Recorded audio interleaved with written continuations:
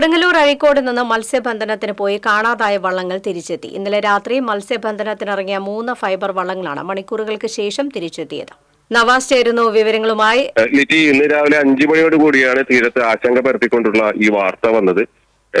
ഇന്നലെ രാത്രി, അതായത് ഇന്ന് പുലർച്ചയോട് കൂടി ആഴക്കടലിലേക്ക് മത്സ്യബന്ധനത്തിനായി പോയ 13 വള്ളങ്ങളിൽ 3 വള്ളങ്ങൾ ഇനിയും തിരിച്ചെത്തിയിട്ടില്ല എന്ന വാർത്തയാണ് ഇന്ന് രാവിലെ വന്നത്. തീർച്ചയായും തീരത്ത് അത് വലിയൊരു ആശങ്ക ഉണ്ടാക്കി. കാരണം കടലിൽ കാറ്റും കോളും നിറഞ്ഞ ഒരു സാഹചര്യമാണുള്ളത്. വള്ളങ്ങൾ അപകടത്തിൽപ്പെട്ടു എന്നുള്ള ഒരു പേടി പോലും ആളുകളിൽ ഉണ്ടായിരുന്നു. ഈ സമയത്ത് തീരദേശ പോലീസും അതോടൊപ്പം തന്നെ ഫിഷറീസിന്റെ റെസ്ക്യൂ ബോട്ടും കടലിൽ തിരച്ചിൽ ആരംഭിച്ചിരുന്നു. ഒപ്പം തന്നെ മറ്റു മത്സ്യബന്ധന തൊഴിലാളികളും തിരച്ചിൽ ഏർപ്പെട്ടിരുന്നു.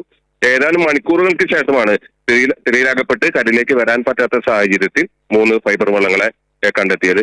പിന്നീട് അവ തീരദേശ പോലീസിന്റെയും ഫിഷറീസ് ബോട്ടിന്റെയും സഹായത്തോടു കൂടി അവർ കരയിലേക്ക് വരികയായിരുന്നു. 3 വള്ളങ്ങളിലായി ഏകദേശം 12ഓളം പേരാണ് ഉണ്ടായിരുന്നത്. എല്ലാവരും സുരക്ഷിതരായി കരയിലെത്തിയിരിക്കുന്നു.